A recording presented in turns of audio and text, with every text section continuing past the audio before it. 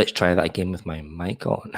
Hi everyone, I'm Will Brown and welcome to the WPQuickies series, bite-sized WordPress tips and tricks in 30 minutes or less. Sorry for pressing all those buttons and things. I'm not feeling too good today, so I'm making a few mistakes, such as live broadcasting. And again, apologies as well. You might hear some construction work. They're building a house just across the road. So they've got lots of drills and hammering going on. Nothing I can do about that, sorry. Okay, so today I'm going to be talking about how to fix blacklist websites. And that was a topic that we sent in from Liz Walters, one of our regular viewers. So thanks, Liz, for that topic suggestion. And thank you, everyone, for taking your time to join me today, this lovely sunny Sydney afternoon. Welcome to those overseas. We've got quite a few overseas people who tune in at this time, and for those watching on replay as well. Drop your name and where you live, where you're watching from in the comments below. Remember to subscribe to the channel and ding that bell for my latest video updates as well. Let's just see who we've got here online today. We've got Jean from the Central Coast. Hi, Jean. Jonathan Cooper from the Central Coast as well. We've got Kingsley from the Northern Beaches. Oh, it must be nice with Northern Beaches today. That'd be good to go out on the beach. Mr. Miaipus from Sydney. Alan as well. So yeah, thanks for tuning in. Liz, hi Liz, and Joey as well from Singapore. And I'm going to say hi to Bruce, he's in Gosford, and Anna as well from Singapore. Thank you so much, guys, for joining in. You can probably hear all that drilling and thumping from next door. Oh dear. Not a good day to do live broadcast, but it is what it is, you know, such as live broadcasting. If you want to leave a comment, if you want to ask something, use the comments down below and use a hashtag ask at the beginning of your question, just so when I scroll through, I can see them nice and easily from that. Anthony in Sutherland. Hi, Anthony. Thank you very much. Quite a lot of people watching this broadcast. I guess blacklisted websites is a pretty horrible thing, and you want to know how to fix those. Okay, so let's jump into it. I've got quite a few slides to go through today. Okay, let's go. Full screen for that one. Now, nobody wants to see this screen, not website visitors nor website owners. It's a horrible thing to have for your website. I've been there. I've had clients. This has happened to as well, so it's not as uncommon as people would think. So today we're talking about blacklists, not that type of blacklist. I certainly can't help you if you get on that one, but these types of blacklists that lock you out and generate those little notes. Jonathan says, "Don't worry about construction noise. I can't hear it at all." Yeah, cheers, Jonathan. I know it's pretty loud. Okay, so in simple terms, a blacklist is just a list of computer IP addresses that somebody or some company has deemed bad for some reason.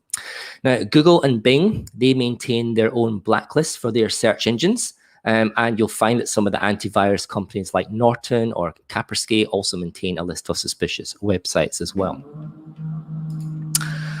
Now, you can check to see if your website has been blacklisted with Google quite easily. They've got a link that they go to. It's called their safe browser status. I'll copy some links down below in the comments. I'll put all the links underneath the description of the video later on after the broadcast as well.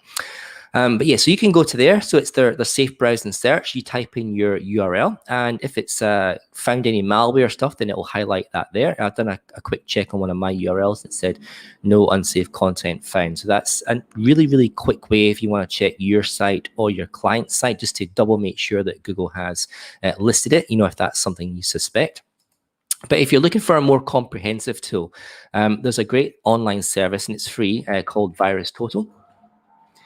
So if you go there, you can select the URL, put in the URL of your or your client's website, and what it does, it goes and it checks over 60 different blacklists service sites. So you can see here, here's an example of one that I did earlier this morning. So it actually checks 66, so at the top right there, so 0 out of 66 detection. It just lists them all down, all the different types of blacklist services. And these include website services. They also include email blacklist services as well. So you could use that there to see if the URL for your website or your IP address for your machine has been blacklisted as well. So that is a great tool, 66 blacklist services.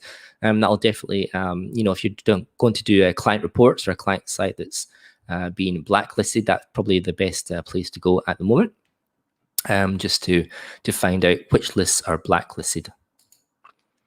Okay, so a big question that I get asked when I'm doing these things is, how did my website get on a blacklist?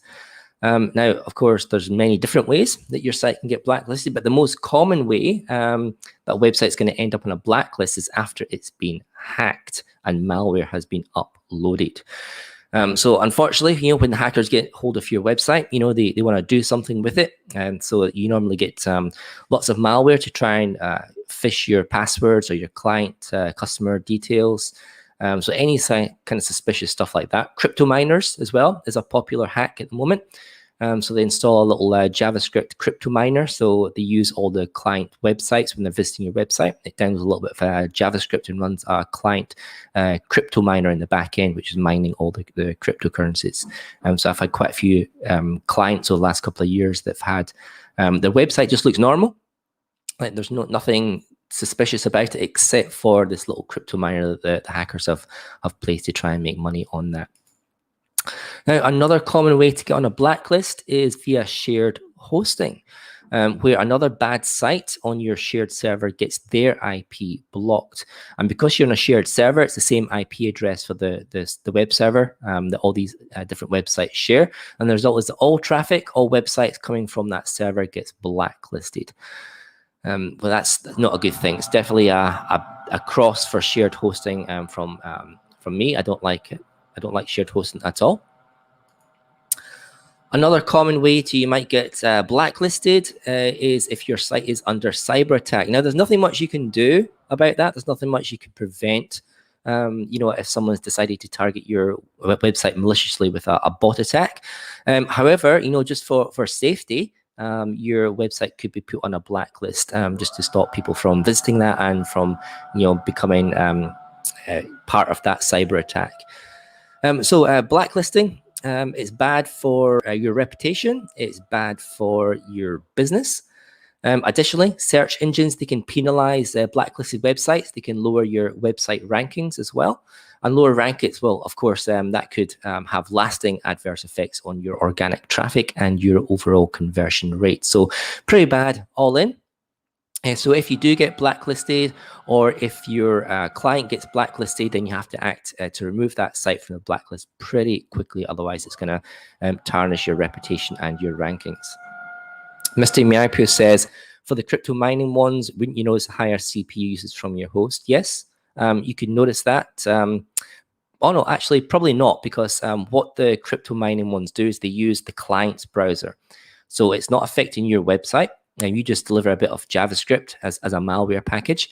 But when the client visits your website, then that takes off of your client's, the customer's machine that's visiting it, and their CPU will start to spin up and whine quite a bit. So they'll probably notice, but you as a website owner probably won't unless you're running a malware scan all the time.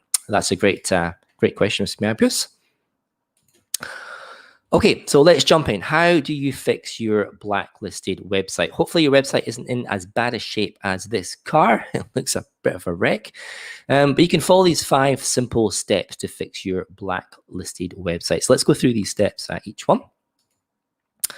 So step number 1 is to check your URL status. And we had a look at those. So the 2 ones there from Google and from VirusTotal. I've posted the links before. Check those 2. Check your Google status, and then you can check all other blacklisted just to make sure that your client is actually blacklisted. Because if you're not actually blacklisted and something's coming up, then there's probably some malware on your website or something's going wrong there. So definitely check your status. Step number 2 is removing the malware from your site. Now, removing malware, that can be really difficult as it tends to spread and make copies of itself really, really quickly. I know I've done hundreds of malware-affected website removals in my time. So you can install, like before you get removing the malware, if you want to identify it, you can install a couple of plugins. So WordFence is my go-to security plugin. But you can also use the Security Scanner as well. So I'll post a link down there as well. Two very, very popular website application firewalls, but they've also got built-in malware scanners for those. So if you don't know where the malware is, that's probably the best bet to install one of these plugins, run a scan, and it should tell you the affected files it's found malware in. Of course, it can only tell you the ones that it has in its database. You know, if someone's written a new malware, a bit of malware that these websites don't know, these plugins don't know, then it's not going to be identified for that. In addition to the plugins themselves, Securi, they offer a service on their website. I'll just post a link in the comment for you below. So they offer their service. So as part of their sign up, so if you sign up with them, like a yearly membership package, the lowest package is $199 US, but as part of that security scanning package, if you do get malware on your website, they will clean it up for free as many times as is needed. So that could be something, you know, if you don't want to do this yourself, you know, if you just want a quick fix, even if you don't already have an account with Securi, you can sign up there and then, pay the $199 US, and then, you know, they'll then submit a request and they'll go and fix your website and remove all the malware, which is great. I've had quite a few clients do that, and they say it's really good. It's been done really, really quickly, really efficiently.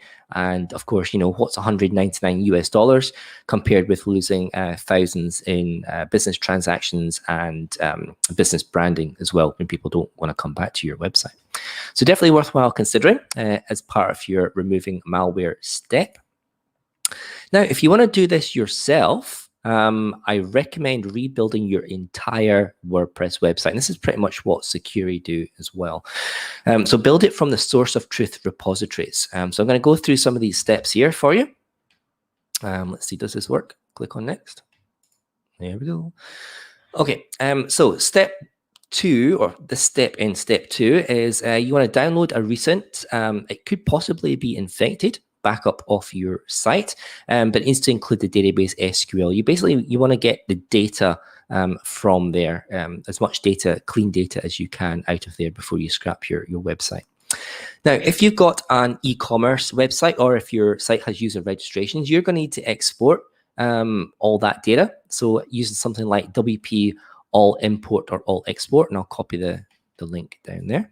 That is a great tool. I use it on loads of client websites, especially the e-commerce ones.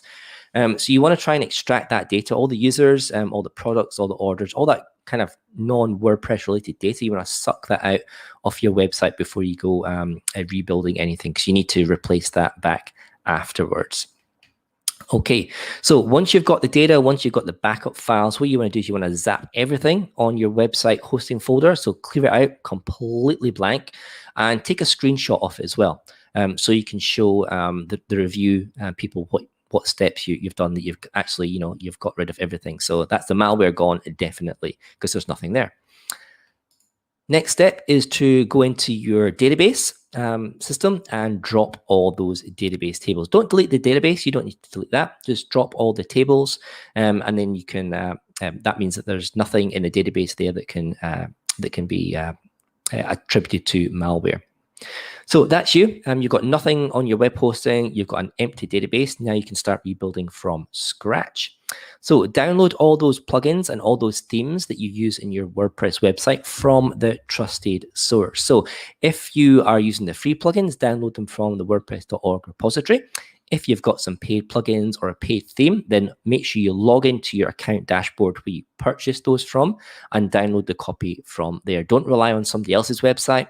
And please do not download free ones from torrent sites or anything like that. Always go to the source of truth, the author, the plugin developer for those. What's next? Right, so upload, install, and configure a fresh copy of WordPress from WordPress.org. So download the zip, upload it up to your web hosting provider, unzip it, and run the install, and then just go through the installation steps for that. What that's going to do is put a fresh copy of WordPress on your hosting account. It's going to install new database tables as well, so you're not going to have any issues there. A brand new copy of WordPress. Well, you know what to do next is upload all those freshly downloaded plugins and themes that you got from the source of truth. Upload those up to your file hosting system and unzip them into the relevant folders. So you're basically building up your website from the components again. And you're going to need to go in and install those. You need to activate them. You're probably going to need to configure them as well, just to make it to rebuild that website. Someone is asking a question here. Can you download back versions? Yes, you can, from most places that I've bought themes and plugins from, and certainly from the WordPress.org repository. You can go into, there's a developer or a source tab, and that will list all the different versions. You can download them as zip files for that. So yeah, good question. Yes, you can certainly do back versions. What's next? So we've got WordPress, we've got plugins and themes. What you want to do is run the WP all import to import all that data you've exported from the old one. So you want to import users, you want to import products, you want to import orders, and all that kind of non-WordPress data that's making up your WordPress site. For those. So those are the basic steps, very, very, very basic steps that you need to do to kind of recover or rebuild your website after having it infected with malware. One last bit is I have a post which links all of my 21 steps. So that's just, those steps above are just kind of general, but I've got an actual 21-step DIY guide to help you restore a hacked WordPress website. So that's the process that I use to restore client websites if they get hacked. I go through each of those steps, 1 to 21. So you can have a look at that if that's something you want to do yourself. Claire is asking, have you ever been in a situation where there's been malicious code in the data in the database? Yes, I have, Claire. And you will see if you visit the blog post there, you'll see that I'm not going to run through it all, but essentially you have to look through the SQL. So the SQL is plain text when it's exported. You have to look through the SQL and look for key signatures for malicious data in the database. You can have SQL injected into the database that can run commands. You can have SQL injected into the database that can run a program, or it can create malicious links as well, all encoded. So it's not as if it's obvious. It's all kind of encoded in something called base 64 is something common that the hackers use to try and encode stuff, so it doesn't look like bad code. They encode it into all these like strings and binaries. So yeah, if you have a look at the blog post, I've got a few steps there on having a look through SQL data for malicious stuff. So yeah, great question, Claire. Thank you for that question. Okay, let's go to the next step. So step number 3, once you have rebuilt your website, whether it's you, whether it's security that's rebuilt it for you, the next step in your process, now that you've got a rebuilt website, it's nice and clean, there's no malicious content on there at all, then you need to get your website off that blacklist. And this is the step that you need to go through. So for Google, you need to submit a site review report for that. And that is done through your Google Search Console. And this is why it's important when you're doing a website launch, is to go through the proper steps. And that's, linking your website with Google Analytics, but also linking it with Google Search Console and with Bing Webmaster Tools as well. So that if an issue like this comes up, it's easy just to go straight in there and request reviews. So it's done through the Google Search Console. And you want to navigate to the security issues section. Now, if your site has no issues with that, you'll see a green tick alongside with a message that says no issues detected. But here's an example of a website that has been compromised.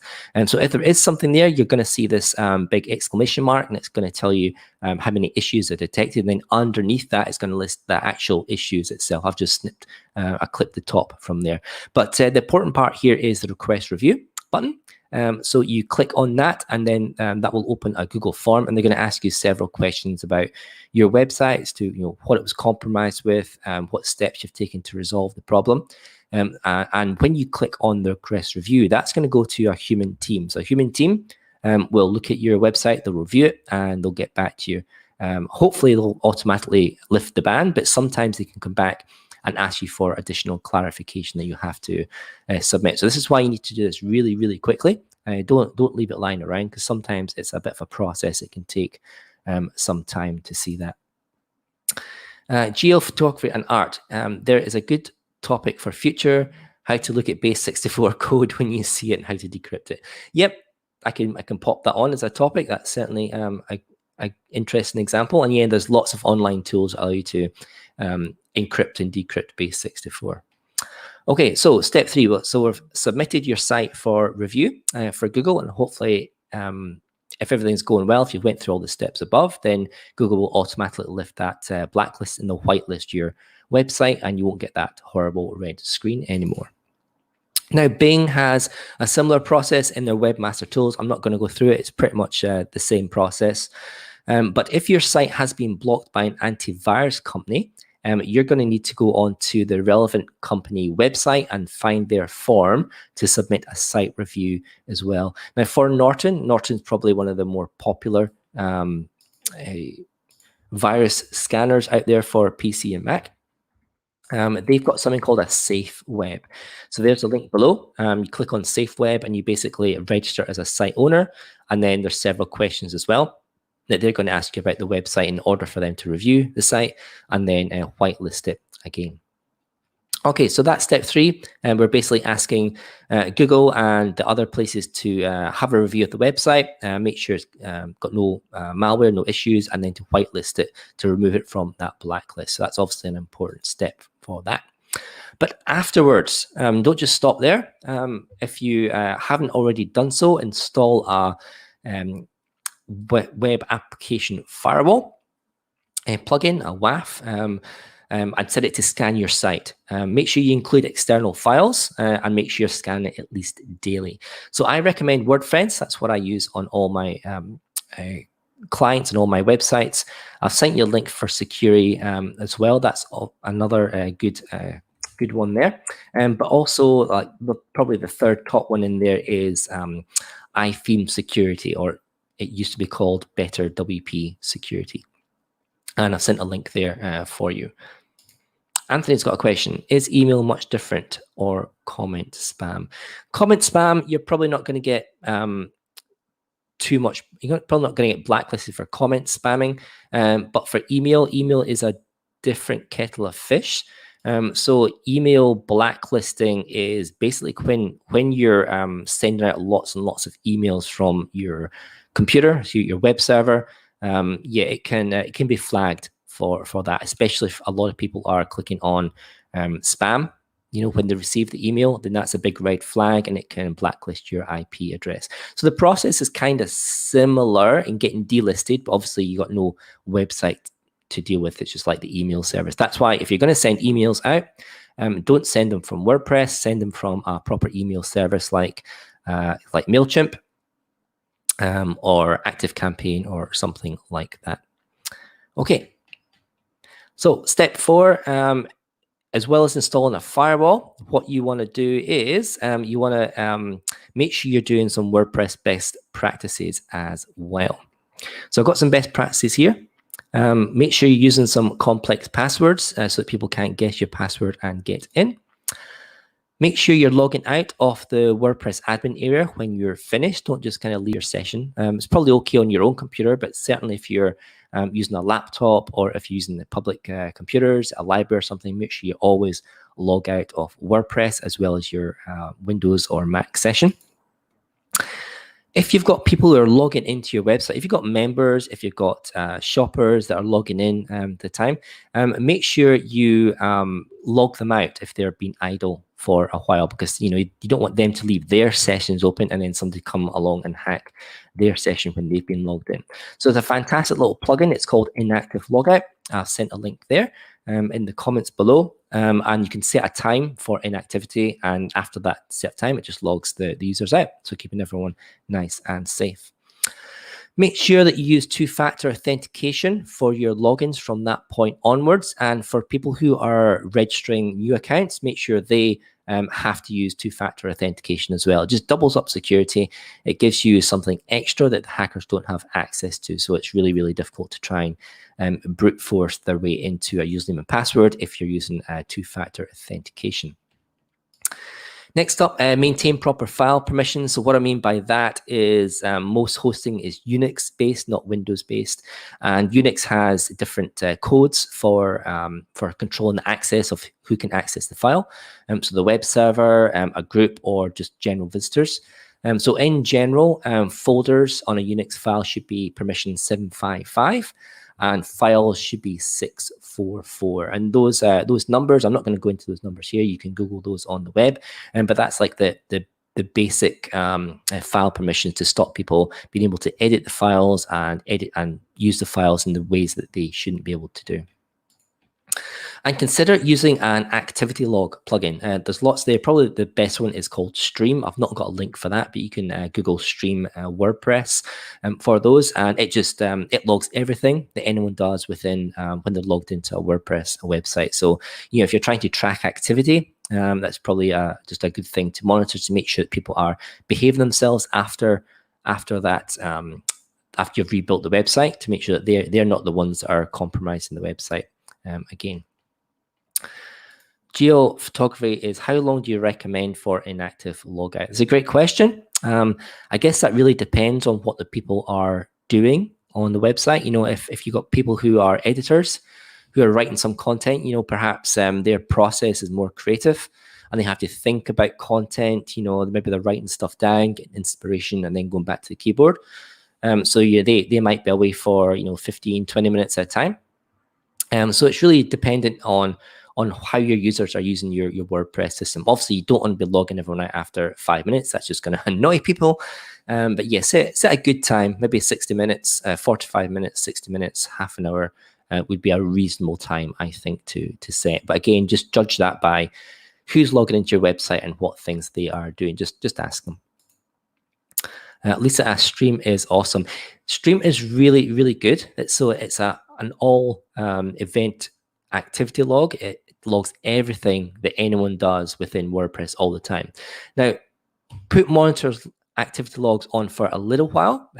Yes, they are really, really good, but they also drain resources and they can eat up your database size as well. So use them sparingly and use them appropriately.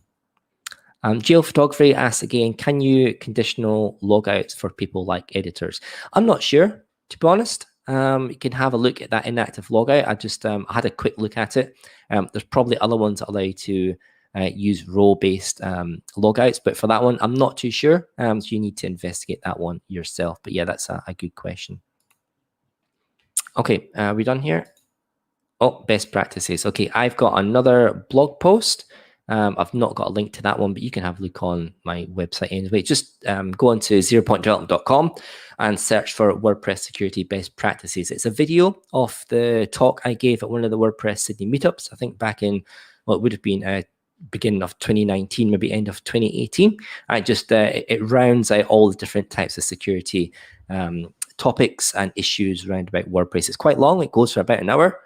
So grab yourself a cup of coffee or 5 before watching that one. Okay, so let's get going. We're almost at the half an hour, so I knew this was going to be a long one.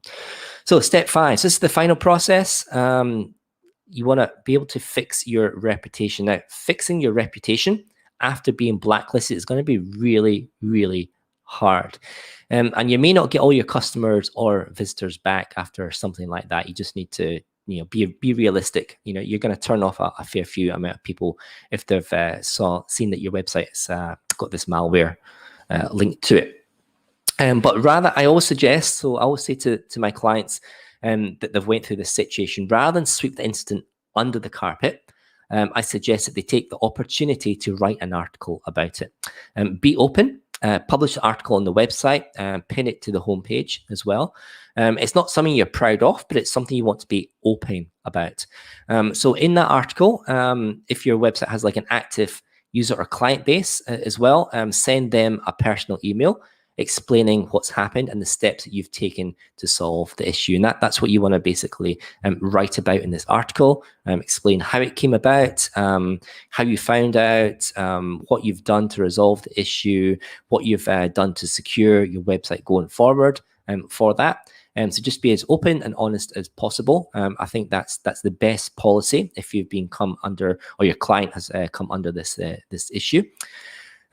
Also, things to note is that some countries may have laws that require you to inform them of a security breach or a data breach. And so reporting a data or security breach, it's usually done through a country's Information Commissioner office. So in Australia, for reporting data and security breaches here in Australia, I'll send you a link down there.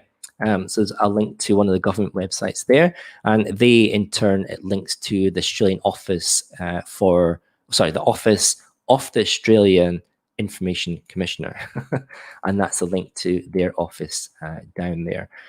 So yeah, read up on your legal obligations as well. So if your website has been hacked and client data could have been stolen, then you might need to legally inform one of the relevant authorities as well, so that they can investigate and make sure that everyone's data is secure, or at least notify them if it hasn't. Question from Kingsley. Hosts like Kinsta seem to do a lot of automatically. Is that true? Yes, it is.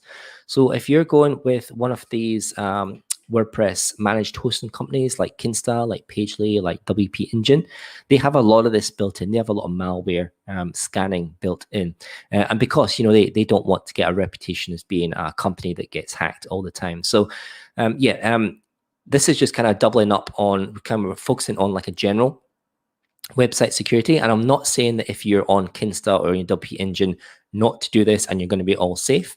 Of course, no one can tell when a website is going to get hacked or how they're able to get in. But certainly, yes, like Kinsta and WP Engine, they've got very, very good security systems and malware scanning in place. But, it's not infallible. It's not infallible. So having this extra level of security, I think is beneficial. At least having a website application firewall like WordFence in there can work wonders for your security, as well as just something simple as implementing two-factor authentication for that.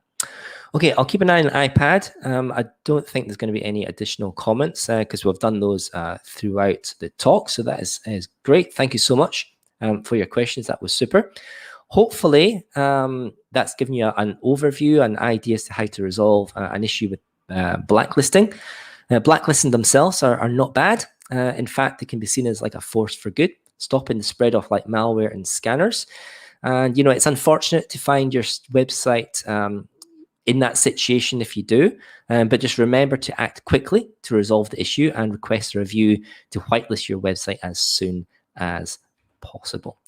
So thank you again. Next week, I am going to be covering custom WordPress login URL. Now, a few weeks back, I did cover something to do with the WordPress login URL. It's finding your WordPress login URL. So this one is going to look at how to customize your WordPress login URL. So give it a little bit of a different name rather than WP admin or that such. I'm also looking for topics. There's a link down below in the comments if you want to send me some topics, and I can queue them up for the following weeks. Just a shout out to WPAustralia.org. If you want to find out what meetups are happening in Australia, there's a find a meetup button, and there's also a join us on Slack button there. You can join us at wpaustralia.slack.com, ask questions, get to know people in the community. A little shout out for my website owner survival guide. So if you're a web developer or designer who creates and maintains websites, I've got the ultimate website owner survival guide, and it's going to help you to add to your bottom line as well. So visit that website if that is you. I'm happy to connect with anyone out there. I'm mostly on LinkedIn, but I'm on Instagram as well. And sometimes I put rants out on Twitter. Kingsley is asking, how do I find out sessions that you have missed? Okay, just on this YouTube channel that you're watching. So it could be my Will Brown Digital, or it could be the WordPress Sydney YouTube channels. I've got all the previous videos, all the previous sessions from there. They're under a WPQuickies playlist, and you'll be able to scroll through that and find the ones that you've missed. So thank you very much, guys. Thanks for your questions. Thanks for your time. I'm going to nip off. I went a little bit over today. Nip off and grab a cup of tea and just feel sorry for myself. So I shall see you guys next week. Thank you so much for watching. Ciao.